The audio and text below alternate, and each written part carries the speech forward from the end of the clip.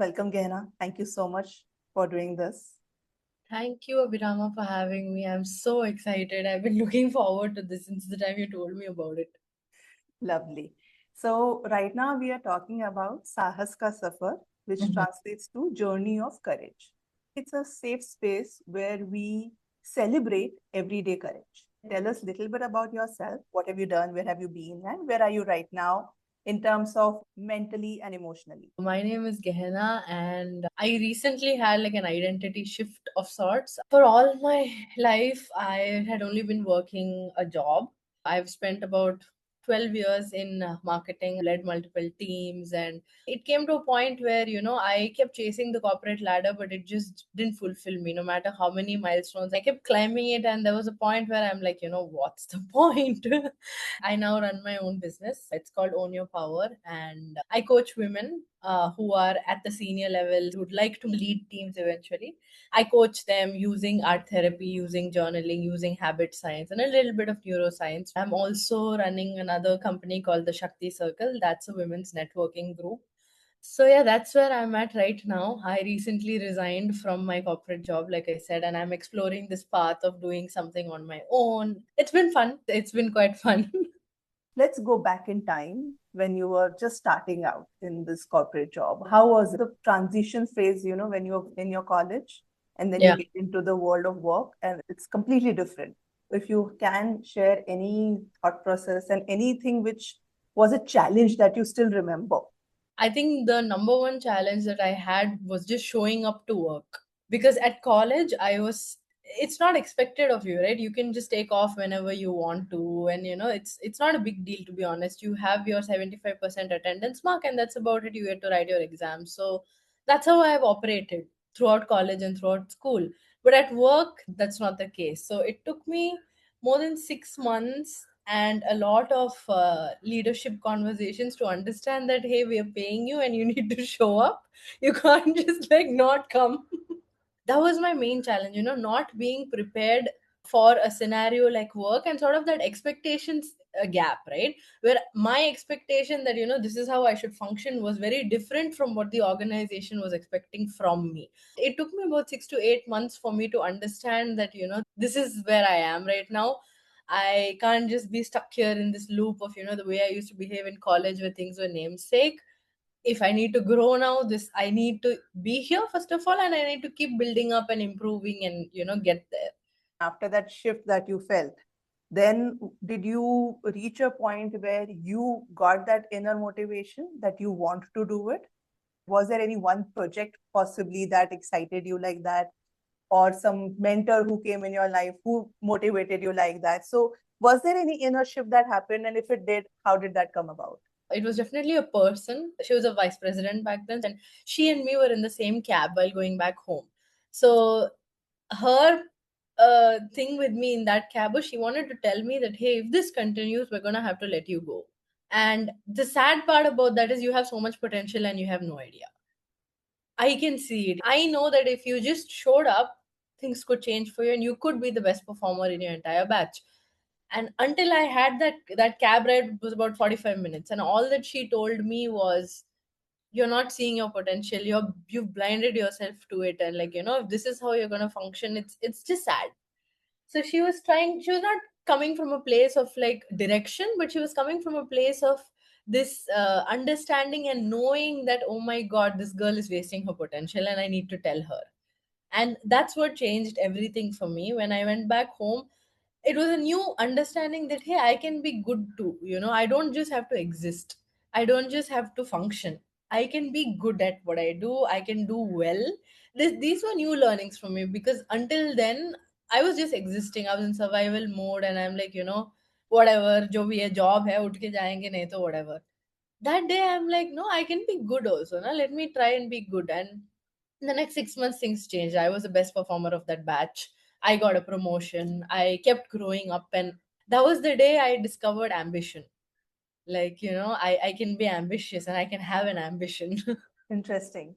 Let's explore this further. Let's go further in, because what you have told me right now, I can hear very clearly that you got things easily, like you easily were able to get decent marks in your college. So, okay, I just need to get 75% Yeah. attendance.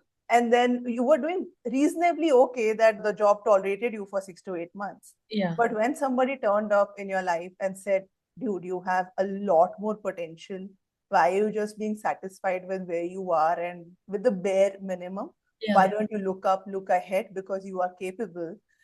Is also, when you start trusting yourself and believing yourself.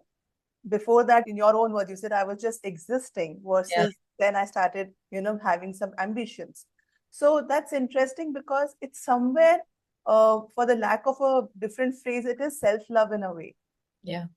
So you were recognized, you were Yes. appreciated, and that's where that it did not come as putting you down. She did not Mhm. put you down. She actually rose you up. Yeah. So that's beautiful to get certain mentors like that and certain guidance at the right time. Yeah. I have, on the other hand, faced bosses who would not put me down, but at the same time, there would be certain ulterior motive involved in it. My transition from college to work was that, not everyone who's giving you an advice is purely looking out for you. They could Yeah. be having their own agendas as well. Right. Did Mhm. you face something like that as well at some point? Something later on that you realized that, okay, this wasn't just for me, but they had their motives? I think that happened to me in my second job. I was entrusted a task, and for me to be able to complete that task, I had to depend on somebody else to do something for me.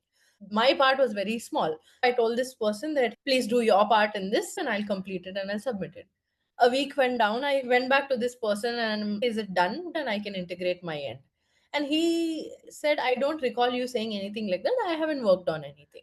So I went back to my boss because I don't really have anything to show. My boss went back to this person. This person said the same thing, that she hasn't told me anything. My boss just went ahead and jumped to the conclusion that, hey, you've been lying. You didn't do your work. You just want to get away from it. We're going to change you to freelance because we don't trust that you're effectively using your hours. It was COVID. Salary cuts were already happening. They were just finding a way to lay people off. This was an easy way out for them to lay me off and put me into a freelancer model where I get paid a lot lesser than a full-time employee. So when they recontracted me as a freelancer, I refused to accept that contract. So I was free, I was out of there, I didn't have to serve a notice period. And that's when I understood that this was just a way to lay people off. It didn't have to get that ugly. It just had to be a conversation. It didn't have to turn into blaming me and making me feel inefficient. Right. So, but you got kind of laid off in middle of COVID. It must have been unclear, right? What next? You didn't have anything else in hand. No, I didn't have anything else in hand. And I was just, the day I said I'm not accepting the contract, that's the day I started applying for jobs. It took me a month. Luckily, I was able to land another job, which was where I stayed for like 5 years. And that was the best job I've ever been in. And one of the best things that's ever happened to me. Great. But tell us little more about that 1 month. What was your mindset? Was it okay, it's COVID and I don't know what's going to happen? Just tell us what it was. I think it was one of the toughest months of my life in general. COVID was quite tough for me. I moved back home, and for me, back then, home was not a happy place. I didn't want to move back home. I intentionally found a job in Bangalore, which allowed me to move out of Chennai so that I didn't have to stay here. And when COVID happened, we were all forced to go back because, the companies asked you to work from home. And what's the point paying rent and staying in a different city? I was back into the environment that I fought so hard to get out of. And the job kept me busy. It kept me in a room where, 8 to 9 hours, I didn't have to think about anything else and just put my head down and work. But when the job was gone, it became even more tough because now I was available and my mind was free to listen to all of the drama and all of the fighting and all of the noise that's happening in the house, and I didn't have an escape. So that whole 1 month, it was not anything short of a nightmare for me. I went into, of course did not get diagnosed, but then I became very depressed. I became very anxious, and that's when I actually discovered journaling by chance. First I discovered yoga, and I saw how that helped me disconnect. Like that, my 1 hour of yoga was my disconnect. I did it one day. I felt better. Even after doing it, I felt a little calmer. It felt like, this noise may not be able to harm me anymore. I kept doing it over and over again. And then, one good thing leads to another. It's like a domino effect. Then I came across journaling. I started writing, and this was a way for me to process my thoughts. To just like, I'm angry and I'm sad and I don't want to be here. I feel trapped. Just put that out on paper. It takes a lot of courage to feel that, because it breaks you on the inside to even admit this. But this pen and this paper, it gave me that courage, and it also gave me the clarity that comes after making a courageous move. So that whole month was yeah, it was scary. Right. And also, see, if you are applying to multiple jobs Yeah. and you have come out of a job which you hated and you were kind Yeah. of almost mistreated. Right. So, the next job that you're going to take, though you were desperate, Yeah. you're very much desperate to get another job. But did you say no to a job which was, again, you could feel that it will not be a right fit? Yeah, so I actually applied for more than 100 jobs, of course. I got 6 offers, and I said no to five. Obviously, it was all one after the other. But the reason why I said no to these five is in the interview only I started getting that feeling that it's toxic. They're expecting a lot more out of me than they've put it on paper. One of the interviewers had told me that on paper it's 8 hours, but it could also go to 16 hours, and you've just got to be okay with it. And I was like, no, I don't want to be okay with that, because I just came out of a toxic job. I was a little aware on what the signs are. I was a little aware about, how it could show up, and I was able to have the courage to say no, knowing that something better is going to come. At the end of that month, I landed pretty much my dream job. So, all of that just fell into place. Right. Hindsight is always 2020, but Mm, when you're right. looking forward, it isn't so. So Right. I'm very amazed that someone in your stage who had applied to 100 jobs Right. and in the mental state that you were in, you said no to a job without knowing that there's a job that's coming up. Like looking forward, you didn't know, right? No, of course not. I What was that voice inside you which said, no, yeah, not this job. I cannot. when I started journaling, something that I started understanding was how powerful our thoughts are. Because, when you're writing your thoughts down, you're able to see it on paper and you're like, hey, it's not as bad as I thought. And then you start thinking these nicer thoughts that, okay, it could get good for me, and okay, things could be nice for me. When I was looking for jobs, I was thinking about there's always something better. That something nice is gonna come. All these five jobs that I rejected, right? Everywhere I found some signs of toxicity. I found some signs of an expectation mismatch. Maybe there's no purpose for me there, it's just to fill a head count. But the one that I ended up accepting in the end, they were beginning an office in Bangalore and I was the first member there. They already had a vision for me that I'll build the team and I'll lead this team. And that's exactly what convinced me, and that was my answer to something better will come. So then what happened later? Any situation where you felt I have no escape, or a situation which disappointed you in some way? So when I got hired into this job, everything was looking fantastic. 6 months into the job, I've done great. Whatever they thought I would take 1 year to do, I already closed it in 3 months. Okay. That was something senior leadership did not see coming. They did not expect that. They thought I would be occupied for 1 year. They were just looking for things to give me. And it became obvious to me after a point that I'm being assigned random things. I knew this was, just coming to me as a way of keeping me busy, kind of a thing. And that's when it started getting scary, because the leadership didn't estimate the effort properly. I didn't know what I was being hired for, and I had nothing to do. So this job that seemed so rosy and so amazing, I had nothing to do, and I could be let go of at any minute, because if you're not adding any value, what are you really doing? For about a month, I had really nothing to do. I had a lot to offer, but I didn't have the opportunities to make use of that potential. So that was not in my hands, right? I felt so helpless, because what can I do? I what can I do from my side? I can ask for more work, but if there is nothing to give me that fits my skill set, that aligns with what I can offer, then I felt helpless, because it wasn't my fault. First of all, the fact that I have no work to do, and second of all, I can't solve this problem. I don't know what to do. The senior leadership should have known better. And every time I got called into a meeting with a senior leader, I was always scared. I was like, now are they going to tell me, we're sorry, and we have to let you go. It was about 1.5 months, I believe. 45 days was pretty daunting, just something that just wasn't in my hands to solve. So then what did you do? Like how did you keep your sanity in that 1.5 months? I just did nothing, to be very honest. I started losing my sanity a little by little. I was continuing to do my yoga and do my journaling, but when you're scared that you could be at the same place again, where after one point of losing your job, you could be faced with the same thing again, then that fear is very grappling, and it's not very easy to keep your sanity in that, especially that something like that has happened to me so similarly, and I did a lot of work to get out of it. And the human mind, it's going to keep reminding you of this happened in the past, it could happen again. That fear was horrible. But luckily I had a great boss who created another opportunity for me, just because she wanted to keep me there. When I quit last 2 months ago, I was managing about 7 to 8 teams that all fall under branding and marketing. Oh, so that was your last job. That was my last job, yeah. Oh, okay. That's a very interesting. So nice. And you kind of reinvented yourself.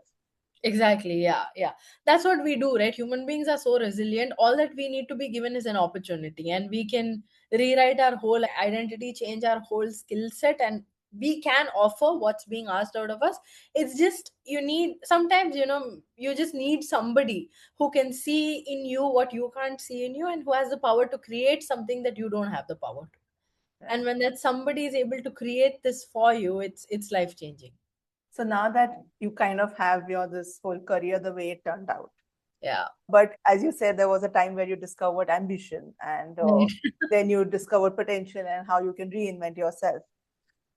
When you would go back to say when you were just in college or school, Yeah. would you go and tell that girl something now that you have seen the way things were?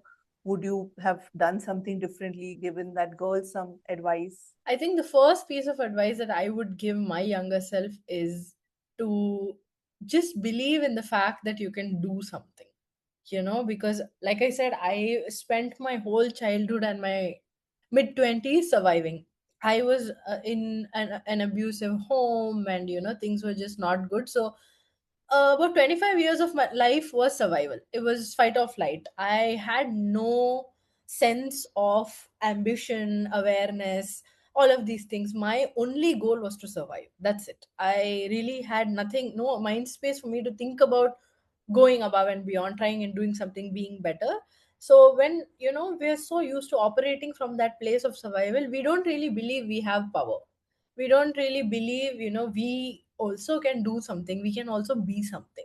That's something I want to tell my younger self, that you can be whatever you dream of being. You just need to think that. It doesn't matter if others don't think that, doesn't matter if others don't believe that. You need to think that, and you'll get there. Sweet. So I have not had a difficult childhood. I've Right. had a reasonably good childhood, but my father had a transferable job. So for Okay. the major part of the time, he was not at home. And my mother had a lot of responsibilities on her shoulder, two daughters, and she Okay. started her own nursing home and she did a lot of work. But what happens is a lot of exertion comes out. Right. So I was somewhere in a high tensionish kind of, like little bit of high tensions were there Mm-hmm. when I was growing up. And the reason I'm bringing it up right now is that later in my life, in my work, in my ability to trust people or to believe in myself, to have that compassion towards myself, my inner dialogue Mm-hmm. was influenced by those teenage years of my life, Yeah. and it would crop up. And then I had to learn through journaling and Interestingly, during COVID, I got introduced to pranic healing. So that energy work has helped me a lot and relatively recently. But it's a constant process because Right. those initial reactions, those initial emotions, they come up. Mm-hmm. And for me at least, they don't ever go away. So Yeah. how much ever I've reinvented myself or I have learned to, realize that those were a child's perception to a situation Yeah. and it's not so. And this is more useful for me to think like this. This is better. Mhm. These are positive thoughts. Don't have those negative thoughts. But Yeah. it's always a process. And it keeps, like a snake, it just keeps showing its face and then you have to like put it down again. So does Yeah. it happen with you as well? And then how if it does? It happens quite often with me. So while growing up, things between me and my mom were great, but me and my dad not so much. I used to get physically abused a lot, like hit a lot. So, and that went on until I actually got my first job, because then I was earning my own money, and that changed a lot of things. But until 23, I used to get hit a lot, and the words being spoken to me were also not very kind. There was a lot of screaming and shouting and not very kind things being said. And of course, I worked through those things. I went through therapy and I did all the things that I needed to do. And I got married 3 years ago. But even now, when I hear my husband raising his tone even a little bit, I start to cry. It hits that child in me who associates this rise in tone to, oh my god, I'm gonna get hit. Oh my god, have I done something wrong? Even though, of course, it's not the same situation again, and it's just him expressing his anger the only way he knows how to express it.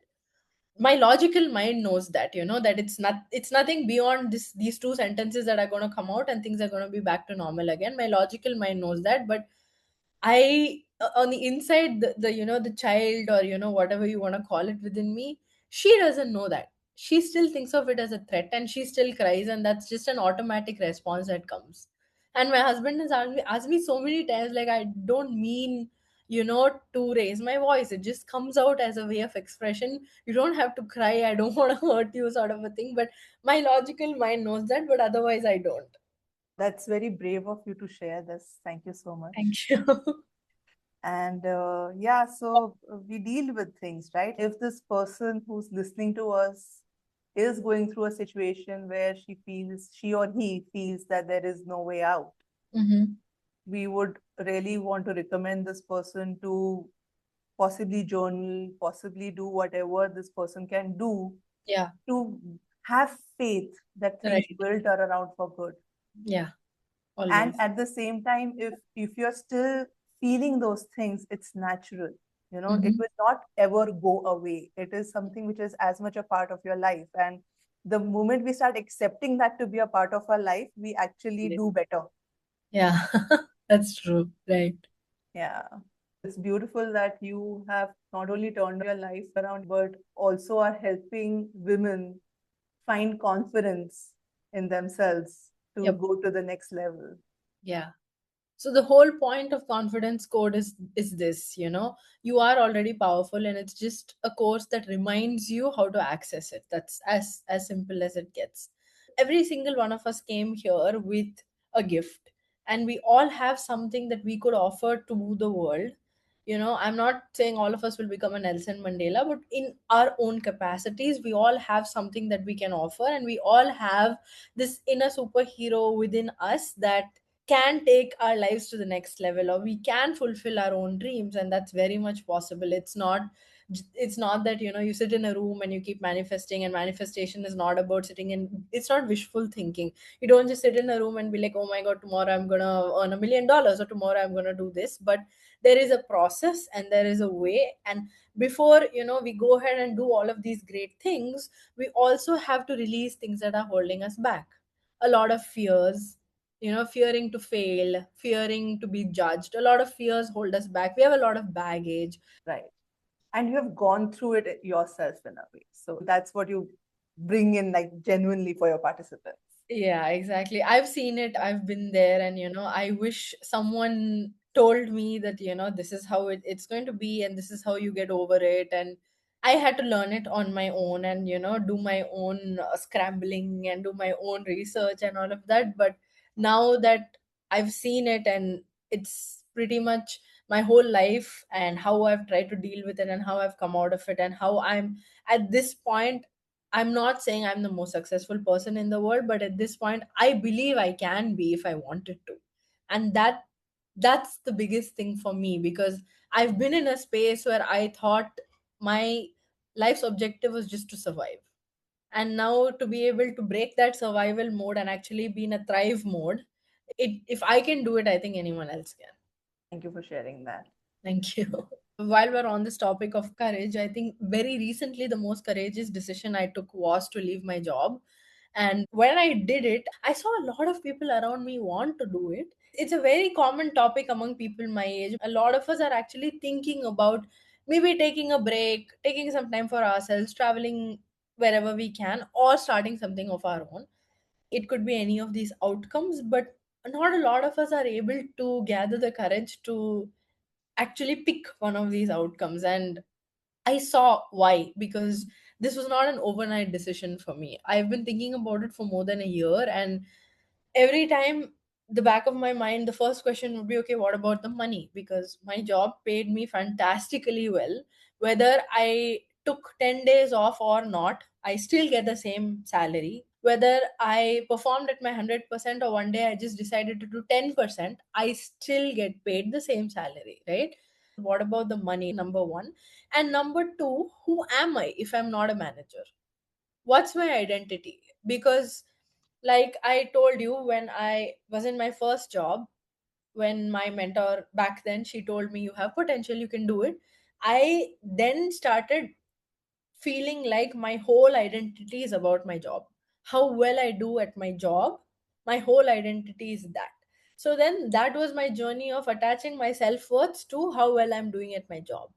And I kept climbing up the ladder, and my self-worth kept boosting. Oh my god, today I got promoted, I got 2 promotions a year, I'm a star this, and I'm, employee of the year, I'm leader of the year, I won all the awards.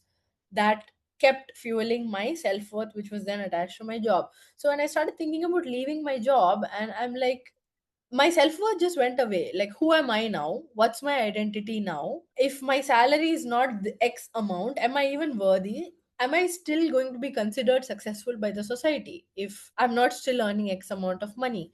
So then that whole retraining myself to detach my self-worth from my job and what I do, and just making it about me, even if I exist, I'm worthy. That sort of a thing, that took the most amount of courage. Until now, that's literally been where a lot of my courage has gone into. And even till today, right, whenever things don't work out my way in the business, and I very naturally, as humans, we're like, should have I left my job? That thought comes back again. I pick up a little bit of that courage and be like, no, I decided this for a reason. It's going to work out, and it's going to work out this way, maybe not the way I see it, but in a better way.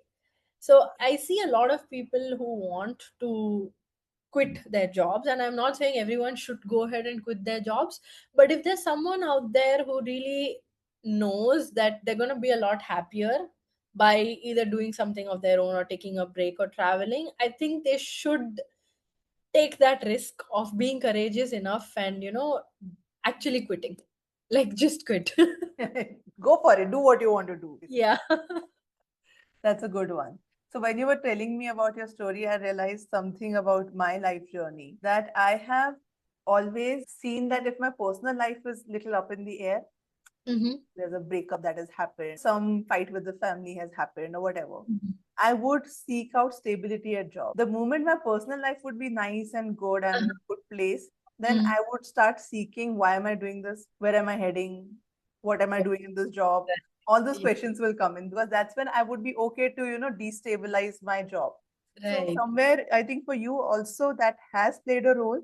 Like Mm-hmm. now you are married, you are in a safe place, that you Yes, can take that risk and take that jump. So exactly. it's always something or the other. Each one has a different life, each one has a True. different approach to it, and True. different reasons for doing what they do, and it's all right and everything. But Mm-hmm. yeah, it takes courage. That's one common factor.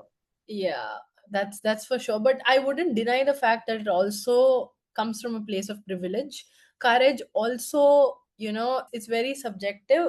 in terms of how privileged you are to actually show that courage and take that step. Yes and no, because see, courage is there. Now, whether it's a privilege that you've chosen to show that courage, or you're put in a situation where you had no way out. All True. your Yeah. life, when you were surviving, my Yeah. dear, you were showing a lot of courage to have survived that. Right. You had no option. Yeah. But let's not completely write off that young girl who was in that situation, though she did not dream something big. But Right. she knew in her heart of her heart that there is something more to it. I Right. need a job. I need one job. I need some job. Right. Even if it is just means that I'll go only 75% of the time to my office. Either whether it's an option for you to show courage or it's in retrospect that you realize that you showed courage. That time you didn't even know, you didn't have any option. You are faced with a situation and you're brave and you're courageous. Or yes, when you are in a place of stability, when my personal life would get stable, then I would have that luxury to ask, am I doing the right thing? Do I need something? Do I need to change something? Can I disrupt something in my Yeah. life, in my career or whatever? It's a disruption, right? Right. Yeah. So you have also done that. You have disrupted your well-paid job and voluntarily taken resignation from it.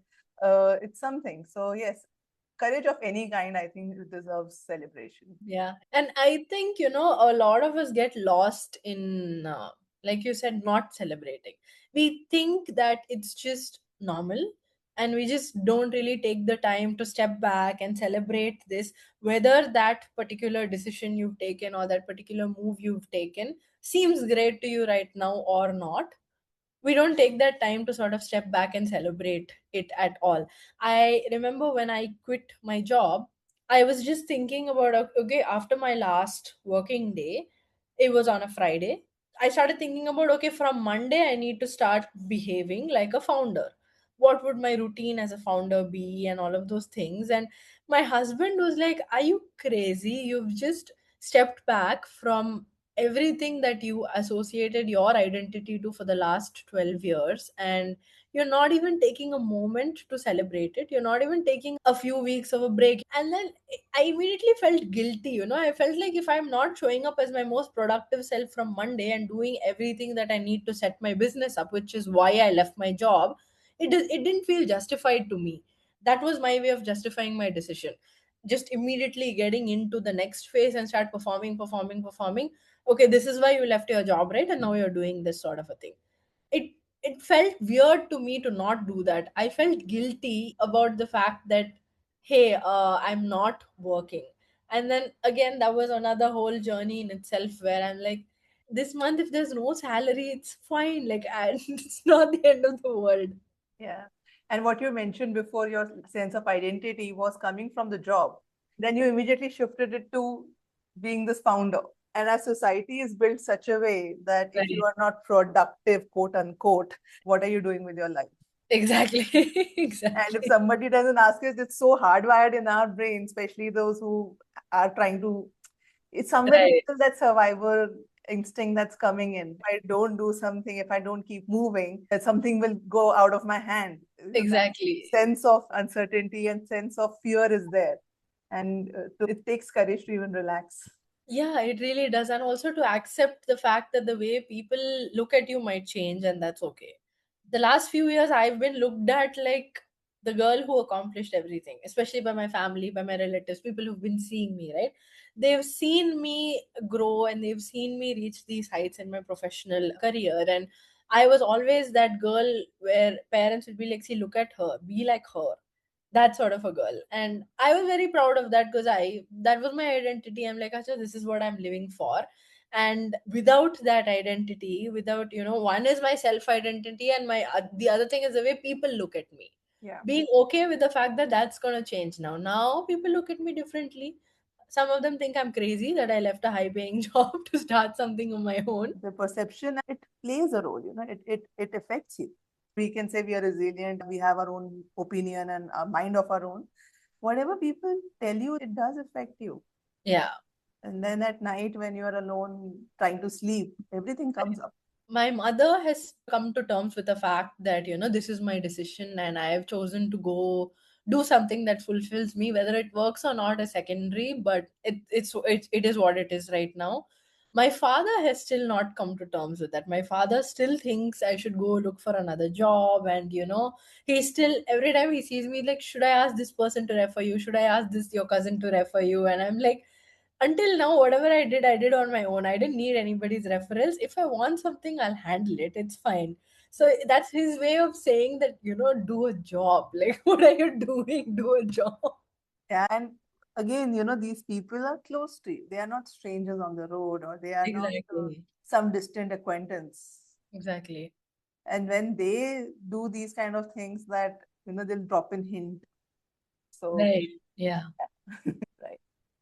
Yeah. Thank you so much, Gehena, for joining this session. It was pleasure having you, and thank you for sharing all your stories with such courage and fearlessness. And more power to you. I'm very sure you are going to do great. Thank you, Abhinama, for having me. It's the most fun I've had in a long time. It was a very open, free flowing conversation where, you not only held space for me, but also gave me the ability to be myself and share things from my lens and my perspective, and openly welcomed it. Thank you so much for having me. Thank you. Thank you. Thank you.